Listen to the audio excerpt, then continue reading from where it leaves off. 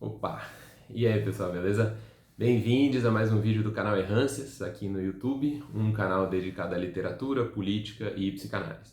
Eu sou o Will Franco, psicólogo, psicanalista, professor, escritor, e esse vídeo sou eu sendo enxerido. O contexto é engraçado dessa vez. Eu recebi a divulgação de um evento que está sendo realizado pelo Departamento de Psicanálise do Instituto Sede Sapiense, que fica aqui em São Paulo, mas do qual eu não sou membro. Eu assino o mailing porque eles fazem coisas interessantes. E aí eu recebi o e-mail dessa iniciativa, que faz parte de uma série, a série chama Entretantos. A proposta do Entretantos eu vou ler. A proposta do tal do Entretantos é intensificar o debate, ativar a imaginação política e sustentar a democratização da psicanálise, inventar um futuro, fazer furo no futuro. A comissão organizadora dessa série é composta pela Maria de Fátima Vicente, a Paula Francischetti e a Silvia Nogueira de Carvalho. Eu estou falando desse troço porque eles mandaram um convite para uma atividade aberta do tal do Entretantos, que chama Democratizar a Psicanálise no Brasil, propostas para os próximos 5 anos. Isso aí vai ser uma live, vai rolar na sexta-feira, 1º de setembro, então sexta que vem, não amanhã a outra, às 8 horas pelo canal do YouTube do Instituto Sede Sapiens. Está feito aqui o convite, pelo menos, para quem quiser ir no próximo propriamente, está, né? Enfim, tá feito aí o convite, não que eu seja organizador, mas eu estou convidando porque o evento é aberto. As palestrantes convidadas são a Andréa Guerra, de Minas, e a Patrícia Vilas Boas, que é do próprio SEDES, não desse departamento, do departamento vizinho.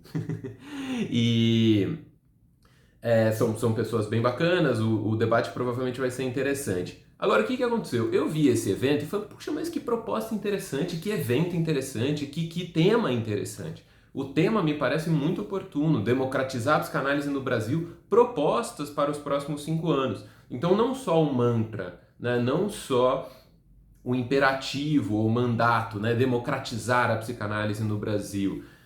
Não é só a palavra de ordem, também tem uma vocação propositiva. A ideia, aparentemente, é que seja um evento propositivo. O que a psicanálise pode esperar de si própria nos próximos 5 anos no interesse de se democratizar. E para quem acompanha o canal, para quem me acompanha sabe, é um tema que me interessa também, a relação da psicanálise com o fórum comum, né, o social, o coletivo, o cultural, o político, o público. São temas todos eles que me interessam. E então o que eu estou fazendo aqui? Eu estou de penetra, velho. Eu estou fazendo um vídeo para dizer as minhas opiniões em relação a esse assunto. Não que o departamento de psicanálise tenha me perguntado. O que me serve de álibi é que o evento é organizado por uma série que chama Entretantos. Então, entretantos, entro eu também. E entretantos, que seja eu um desses tantos. E se, entretanto, não houver interesse, bom, tudo bem, fica para quem tiver interesse. Então, o que segue é considerações minhas no sentido de apresentar propostas para os próximos 5 anos no intuito de democratizar a psicanálise no Brasil. Acho um ótimo tema e acho legal a gente poder tratar isso de maneira propositiva, né? Então, vamos lá. Primeira coisa que eu acho que poderia fazer diferença no intuito de democratizar a psicanálise no Brasil seria uma diferenciação conceitual que tem um efeito pragmático. Essa diferenciação é relativa ao que a gente entende por democratizar. Tem uma discussão que vem de longa data e que afeta várias esferas do campo coletivo cultural, que é se a gente não acaba fazendo movimentos que a gente chama de democratização, mas que no fim das contas tem a ver com otimização mercantil. Ou seja, a gente fala que é para democratizar, mas no fim das contas é tornar mais adequado ao mercado. E aí essa diferenciação ela não é fácil de fazer. Por um lado estaria a otimização para integração, para absorção da lógica de mercado diante de algum determinado objeto. Isso pode ser moradia, isso pode ser transporte, isso pode ser educação, isso pode ser saúde. Vamos democratizar os planos de saúde, um plano de saúde que te cobra automático na conta, você pode associar com um salário, você tem benefícios em função de quanto você usa, quanto menos você usa, mais desconto você tem. olha, isso não é exatamente democratizar, isso é tornar rentável, isso é aumentar o mercado potencial. Qual a diferença? O que estaria do outro lado? O que estaria do outro lado é parte de uma ênfase na esfera pública, coletiva, comum. O que interessa ao campo do comum. Não para jogar produtos para a maior parte possível de pessoas, mas ver que interesse as pessoas podem ter em usar ou não aquela mercadoria. Então, esse exemplo que eu dei, acho que ele é bastante claro no sentido de que um negócio que é tão mais acessível quanto menos você usa, no fim das contas ele não é acessível. Ele continua sendo excludente. Quando você de fato precisar, ele vai ficar mais caro e você não vai conseguir pagar. Né? Então, acho que o lance é a gente conseguir priorizar a dimensão do interesse público, de como aquilo penetra o campo do comum. Então, democratizar a psicanálise tem a ver não com ver como a psicanálise pode se adequar às demandas do comum, mas como o comum pode se apropriar do que a psicanálise pode vir a ter a oferecer ou não. E aí acho que entra uma certa humildade e uma certa disposição assim não interesseira da parte da comunidade psicanalítica para assumir que mesmo que tenha uma grande demanda de mercado para consumir produtos que o psicanalista poderia muito bem vender, isso talvez não seja do interesse da sociedade em que a gente vive. Então, por que isso é decisivo? Porque a psicanálise foi virando uma mercadoria muito rentável. Então, é muito fácil você colocar discurso psicanalítico nas redes sociais, você fazer as pessoas convencerem que elas deveriam fazer uma análise, ou que elas deveriam pagar mais caro pela análise, ou de que elas deveriam se tornar psicanalistas. E isso ajuda a pôr dinheiro para circular dentro do meio psicanalítico. Nesse sentido, a psicanálise se mercantiliza, o que não significa dizer que ela se democratiza. E aí a gente precisa ver se isso é do interesse do comum, tendo em vista o tipo de sociedade que a gente quer ser. E essa diferenciação não é fácil de fazer, porque é bem possível que a psicanálise esteja mais pautada pelos seus potenciais de expansão do que pelo seu potencial serviço, tá? Então essa é uma diferenciação a priori que eu queria fazer. Eu acho que a gente precisa manter isso em mente. Não é fácil de manter e pode parecer que eu estou sendo moralista porque o terreno da moral fica logo ao lado. Eu não acho que o interesse é moralista, eu acho que o interesse é propositivo e o interesse tem a ver com a esfera do social, do cultural e do político. E aí a inversão de valores que eu estou falando não foca na psicanálise, foca no comum, foca no demos, né? Foca no povo. E aí vê em que sentido a psicanálise pode ajudar. Né? Não o que eu posso oferecer para vocês, mas o que vocês podem ter de útil, de construtivo para os seus propósitos. E para o qual a psicanálise possa eventualmente ter um papel. Então essa é a inversão que eu sugeriria. A partir daí, que tipo de coisa eu esperaria que pudesse acontecer? Uma coisa é que o que eu venho chamando de instituições prestigiosas da psicanálise possam se organizar e ser mais ativas. Existe uma articulação, inclusive chama articulação, tem um movimento que integra algumas das instituições prestigiosas no país. Elas têm reunião periódica, mas em geral elas são reativas, como dizem que os ministros do Supremo têm que ser, né? Que é reativo, que não é agir por própria iniciativa. O articulação tem sido basicamente reativo, ele responde a desafios que se apresentam. Eu acho que seria legal uma articulação das instituições prestigiosas num sentido ativo e propositivo, para que a comunidade psicanalítica possa estabelecer pautas, estabelecer agenda e se estabelecer como um agente que interage de maneira dinâmica e responsável no caso, não irresponsável, isso às vezes acontece. Então, que possa agir de maneira dinâmica e responsável diante das circunstâncias sociais, culturais e políticas. E aí isso significaria o quê? Como fazer isso na prática? Eu não sei, eu não estou em nenhuma instituição prestigiosa, nem nesse momento eu não tenho interesse de fazer parte de nenhuma, mas eu gostaria de ver isso acontecendo, porque acho que isso teria uma série de repercussões que me parecem interessantes. Uma delas seria que a psicanálise possa se sentir constrangida quando alguém, em nome da psicanálise, faz alguma coisa que a gente considera inadequada. tem se tornado muito comum que pessoas se intitulem psicanalistas e façam o que eu acho que a gente só pode chamar de merda, façam merda. Então, gente que sai falando coisas que são violentas, que são inadequadas, que oprimem, que constrangem, que não contribuem para o debate científico, para o debate acadêmico, para o debate político no país. E quando essas pessoas se arvoram na psicanálise, eu acho que seria muito importante que a psicanálise pudesse se sentir constrangida a responder, a se posicionar. Olha, isso não. Isso não é psicanálise, ou eu não estou de acordo com isso. Você pode achar que isso é psicanálise, mas isso não está certo, porque isso produz coisas ruins. Então, que a psicanálise possa, de alguma maneira, agir, não de maneira policialesca, mas de maneira responsável. Não é punir, não é dar uma chicotada na pessoa, não é prender a pessoa, não é dar uma multa, mas é participar do debate público de forma que a discursividade psicanálise não esteja facilmente disponível para apropriação de interesseiros, charlatães e gente mal intencionada, ou gente oportunista, no fim das contas, dá quase na mesma. Então esse tipo de responsabilização me parece que seria interessante para fazer avançar o debate quanto ao que a psicanálise pode ou não pode fazer para contribuir para o Brasil no sentido de uma sociedade que tem uma série de desafios urgentes. Então esse é um dos pontos, a responsabilização. Tem uma outra coisa que eu acho que seria bem interessante acontecer, que seria a parametrização dos elementos que fazem parte de uma praxis clínica adequada àquilo que a psicanálise se propõe a ser. Essa parametrização, ela entra num terreno difícil, porque pode parecer que tem a ver com regulamentação, pode parecer que tem a ver com tecnificação ou com burocratização, e eu não acho que é o caso. O que significa parametrização?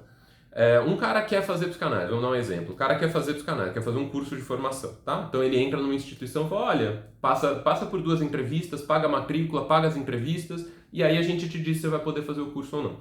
E aí o cara faz as 2 entrevistas e recebe o resultado, o retorno, que, bom, ele infelizmente não foi aceito porque ele não dispõe dos atributos necessários. Aí a minha questão, quais são os atributos necessários?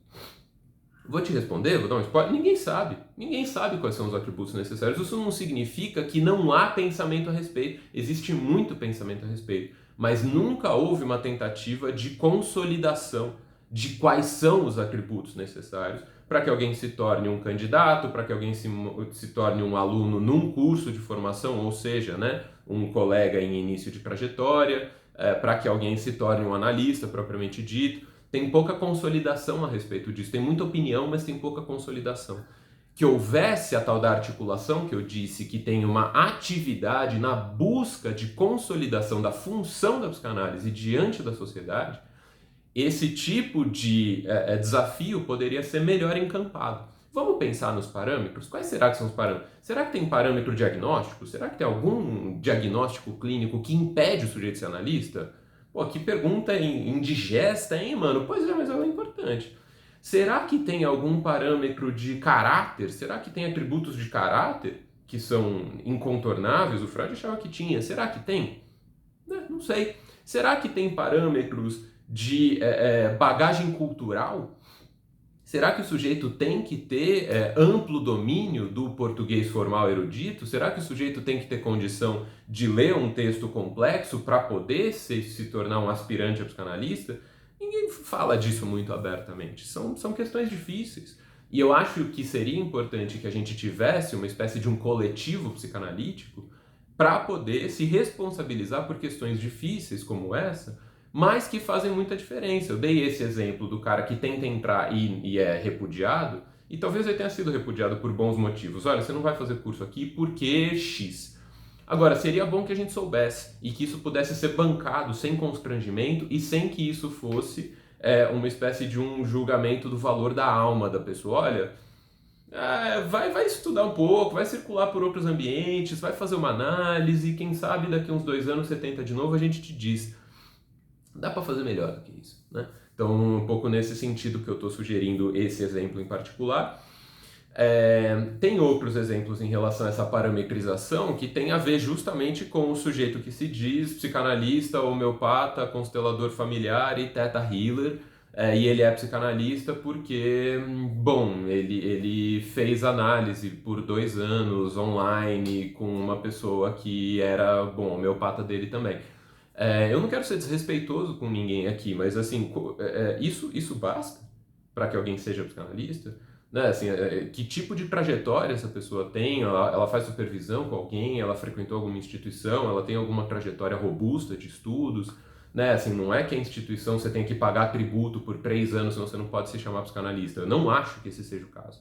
Mas eu acho que a gente pode melhorar os parâmetros que a gente usa. Por quê? Porque na prática a gente não tem nenhum parâmetro bem estabelecido. Esse é um problema. Né? Então, em relação a isso, quem pode se considerar psicanalista ou não, né, também é uma coisa que pede parametrização, o que não significa regulamentação no sentido de dar carteirinha. Né? Então, eu sou psicanalista, homeopata, teta healer, constelador familiar, olha aqui a minha carteirinha, olha só, né, instituição X me deu a carteirinha. Bom, esse é o tipo de solução que eu não defendo. Eu acho que a parametrização não passa pela regulamentação burocrática, mas passa pelo estabelecimento por parte do coletivo de parâmetros. Vai ser fácil chegar neles? Com certeza não. Mas se a gente não começar a tentar, mano, a gente nunca vai avançar nisso. E vai ficar ramelando em cima de instituições e figurões que ficam aí lacrando em cima das soluções que eles tiraram do bolso, por assim dizer, e que não fazem avançar o debate.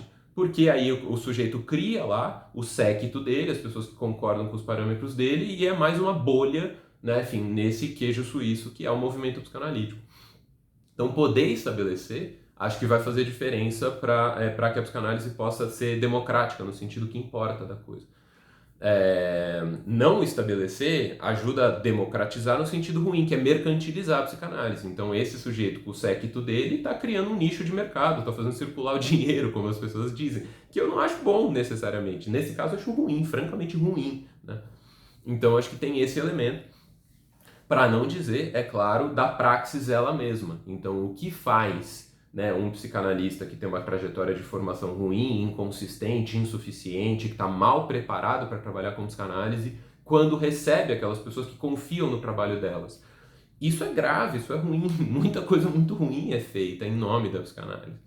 E eu não quero ser quem define o que é ruim e o que não é. Eu estou tentando dar exemplos caricaturais aqui justamente porque eu acho que não cabe a mim definir. Né, democratizar a psicanálise e eu vou dizer sozinho, e isso significa, né, dar uma solução autoritária para um problema que diz respeito ao movimento justamente inverso. Então digo disso, da gente poder estabelecer uma face pública, por assim dizer, e estabelecer um fórum, estabelecer uma espécie de ágora, um espaço onde a gente possa dialogar e procurar respostas para os bons problemas. Não os problemas oportunos, pontuais, conjunturais de mercado, mas os problemas estruturais da psicanálise enquanto movimento. Então, como eu disse, né, tem a ver com a responsabilização, por um lado. Aí, por outro lado, a segunda proposição que eu trouxe tem a ver com a parametrização, por outro lado. E, por fim, tem uma outra coisa que eu queria sugerir que tem a ver com o mapeamento do movimento psicanalítico. E isso considerado amplamente, porque no fundo a gente não sabe quem é e quem não é psicanalista. As fronteiras são absolutamente cinzentas, então tem muita gente que se intitula psicanalista e que a gente não tem acesso. A gente é quem? A gente são as pessoas um pouco mais próximas do fórum mais prestigioso. Né? Eu, apesar de não ser de nenhuma instituição prestigiosa, eu me sinto relativamente próximo da cena das instituições prestigiosas na cidade de São Paulo. Não acho que isso é mérito meu, por isso que eu digo sem grande problema. Acho que nem vai falta de modéstia nisso. Isso é só um fato social, cultural. Tem a ver com privilégio, no fim das contas. Mas eu acho que a gente precisa mapear porque você vai longe aqui. Tem a galera que está estudando online, tem as pessoas que têm um curso pessoal. A pessoa fez formação, sei lá eu, na sociedade 40 anos atrás e faz um monte de grupo de estudos e ela tem um jeito esotérico todo dela de pensar psicanálise e ela está formando gente há 20 anos. E a gente não enxerga essas pessoas. Então tem um trabalho que é um trabalho geográfico. Eu brinco, né, com alguns colegas que a gente precisaria muito fazer um mapa da desigualdade psicanalítica, que incidiria sobre alguns pontos. O mapa da desigualdade tem a ver com ver quão diversos somos, né, então quão heterogênea é a população psicanalítica, por onde passam essas desigualdades do ponto de vista do arcabouço teórico de base, da estruturação institucional referida, então gente que está trabalhando ali, passando chapéu no final das aulas e instituições que circulam milhões de reais ali anualmente. Então, essa diversidade também acho interessante mapear, e também a desigualdade no sentido das concentrações. Então, para pegar a caricatura de São Paulo, né, você tem a maior parte dos psicanalistas que tem alguma projeção, que tem algum destaque, que são considerados os bons psicanalistas da cidade, estão concentrados em 3, 4 bairros da cidade, que ficam meio que no centro-oeste, por assim dizer, da cidade. E para as periferias tem uma multidão de psicanalistas que não tem visibilidade quase nenhuma. Isso está começando a mudar agora por conta dos coletivos de psicanálise, eu acho interessante que isso esteja podendo acontecer. Ainda assim, do ponto de vista geográfico, isso é incipiente, né? Então, eu acho que tem um movimento que está podendo começar a acontecer, o que não nega a oportunidade, no meu modesto entendimento, do tal do mapa da desigualdade, que a gente possa fazer o tal do mapa da desigualdade. Não necessariamente, e aqui é importante ficar claro, quando eu falo da oportunidade do mapa da desigualdade, não é para a gente combater a desigualdade, como se o objetivo fosse uma psicanálise que é inteira homogênea, onde não há desigualdade nenhuma, onde somos todos iguais. Não acho que seja um objetivo desejável. Não acho que seja interessante se a psicanálise um dia vier a ser um campo absolutamente homogêneo. Por isso que eu digo, né, assim, as iniciativas de parametrização, as iniciativas de responsabilização e essas iniciativas de mapeamento, de cartografia, como diriam deleuzianos, elas não têm, no meu entendimento, uma vantagem se elas vierem a servir à burocratização ou à regulamentação restritiva. Responsabilização não é restrição, responsabilização é abertura. Responsabilização abre espaço para que a gente possa ter um diálogo frutífero e transformador. O que tem acontecido ultimamente não é exatamente democratização no meu modesto entendimento. O que tem acontecido, sobretudo na psicanálise nos últimos anos, tem mais a ver com uma memificação da psicanálise, onde a psicanálise vai gerando uma série de efeitos de replicação imaginária, né? Assim, no sentido tosco da coisa, no sentido de que é só a performance ali, a mimética da psicanálise, sem que isso transforme, seja a psicanálise, seja o nicho onde ela está se instalando. Então, acho ótimo que a gente possa ter, por exemplo, a atuação de centros de psicanálise nas periferias dos grandes centros urbanos. Acho ótimo. O ponto é qual é o potencial transformador disso. Acho que a gente está por entender, né? E acho importante que a gente possa se responsabilizar enquanto comunidade. Porque deixar os agentes dos coletivos catando incentivo e caçando edital para conseguir fazer o trabalho deles, né, como se fosse um núcleo de guerrilha, é muito meritório, admirável da parte dessas pessoas que encampam essa luta, acho interessante, mas acho que isso diz muito pouco em relação ao movimento psicanalítico como um todo, já que os centros psicanalíticos batem palma para os caras que estão lá longe, mas não se implicam. Né? Então, quem está na Sociedade Brasileira de Psicanálise, eu vou ser bem taxativo aqui, né? Mas não é para ser acusatório, tá? Então, quem está na Sociedade Brasileira de Psicanálise, no Itaim Bibi, e tem um consultório em Higienópolis, fala, pô, que legal que o pessoal, né, enfim, em São Mateus está podendo fazer um coletivo de psicanálise do Perifanálise. Pô, força para vocês, hein? Tudo de bom para vocês. E continua frequentando Itaim Bibi, fazendo seminários com as mesmas pessoas que moram ali no Itaim Bibi ou que moram, né, enfim, nos bairros vizinhos. Continua com o consultório dele em Higienópolis, fazendo as mesmas coisas que ele sempre fez. Nesse sentido, não tem uma transformação da psicanálise no sentido que interessa. Muda um pouco as imagens que circulam de psicanálise por aí, você cria, né, enfim, derivativos, você cria tokens, como se fosse assim, né, você cria umas NFTs, né, da psicanálise nas bordas, mas o grande centro da psicanálise, no sentido de centro prestigioso, centro de tomada de decisão, centro cultural de autoridade, autoritativo, ele fica inquestionado numa dessas. Então, acho importante que esses centros nas periferias possam crescer e que eles possam fazer parte da mesma comunidade. Tá? Esse é o ponto.